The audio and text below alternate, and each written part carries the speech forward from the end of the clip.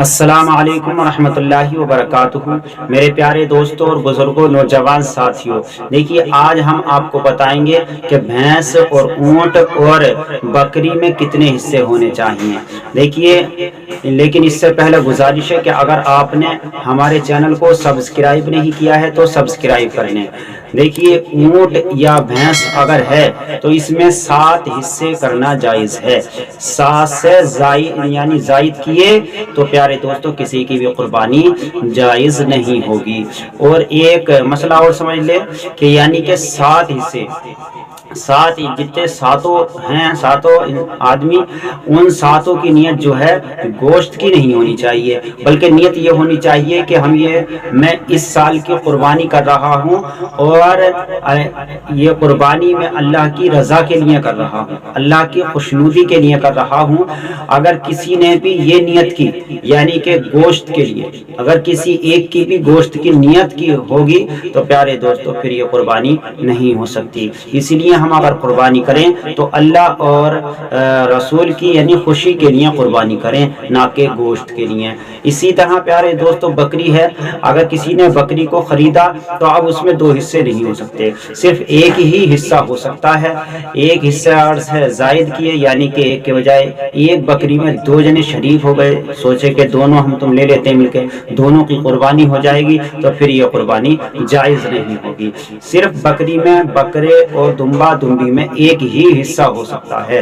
اسی طرح بھینس اور اونٹ ان میں بھی صرف 7 ہی حصے ہو سکتے ہیں، اس سے زائد حصے نہیں ہو سکتے۔ اور نیت سب کی رضا الہی ہونی چاہیے، یعنی اللہ کی رضا ہونی چاہیے، گوشت کی نیت نہیں ہونی چاہیے۔ اور دوسرا مسئلہ پیارے دوستو یہ ہے یعنی کہ اگر ہمارے گھر سے کوئی فوت ہو گیا ہے، کوئی انتقال کر گیا ہے، تو ہم چاہیں کہ اس کے طرف سے ہم کوئی قربانی کریں تو ہمیں چاہیے کہ ہم اس کے طرف سے اس وقت قربانی کریں جبکہ ہمارے اوپر جو واجب ہے ہم نے اس کی کر دی ہو، یعنی اگر ہمارے اوپر واجب ہے تو پہلے ہمیں اس کی کرنی ہے۔ جو دنیا سے یعنی چلا گیا ہے، یعنی کہ انتقال کرا گیا ہے، اگر ہمارے والد صاحب ہیں، والدہ ہیں یا بھائی بہن کوئی بھی ہیں تو اس کی طرف سے اس وقت کریں گے جب ہم اپنے طرف سے کر چکے ہوں گے۔ یعنی کہ اگر ہم پہ واجب ہے تو پہلے ہم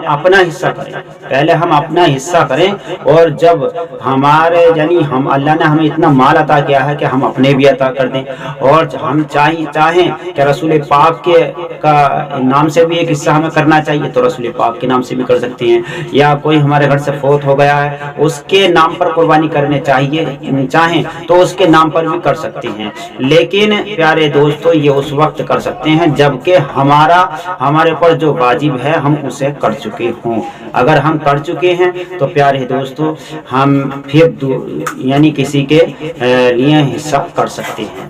تو پیارے دوستو دیکھیے اگر ہم پہ واجب ہے تو ہمیں پہلے اپنی طرف سے کرنی ہے، بعد میں رسول پاک کے نام سے کرنی ہے۔ اور یعنی کہ ہمارے والد صاحب یا والدہ یا بہن بھائی اگر کوئی بھی جا چکے ہیں اس کی طرف سے کرنا چاہتے ہیں تو پھر اس کے بعد کرنی چاہیے، نہ کہ پیارے دوستو ہمارے اوپر واجب ہے ہم سوچے کہ ہم اپنے نام سے نہیں کر رہے، جو انتقال کر گیا چلو اس کے نام سے کرتے، تو ایسا ہرگز نہیں ہو سکتا، کیونکہ جو انتقال کر گئے ہیں یا رسول پاک صلی اللہ تعالی علیہ وسلم کی طرف سے کر رہی ہیں تو یہ اس وقت ہوگی پیارے دوستو جب ہم اپنی ادا کر چکے ہوں گے۔ اور دیکھیے کوئی انتقال کر جاتا ہے اس کی طرف سے اگر ہمیں جو ہے قربانی کرتے ہیں تو وہ کرنا مستحب ہے۔ اگر آپ نہ بھی کریں گے تو آپ کو کوئی عذاب نہیں ہوگا بلکہ آپ کر دیں گے تو ثواب ملے گا۔ اسی طرح رسول پاک صلی اللہ تعالی علیہ وسلم کی طرف سے ہے پیارے دوستو، اگر آپ نے اپنی طرف سے کر دی ہے تو آپ کر سکتے ہیں، رسول پاک نہیں کی ہے تو پہلے آپ اپنی طرف سے کریں، کیونکہ ہم پر اگر واجب ہے تو ہمارے لیے ضروری ہے قربانی کرنا۔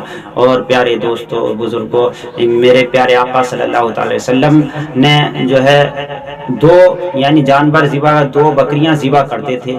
کیوں کرتے تھے؟ ایک اپنی طرف سے کرتے تھے اور ایک اپنی امت کی طرف سے کرتے تھے میرے پیارے آقا صلی اللہ علیہ وسلم۔ اگر اللہ نے مال عطا کیا ہے تو ہمیں بھی چاہیے کہ ہم بھی رسول پاک صلی اللہ تعالی علیہ وسلم کی طرف سے قربانی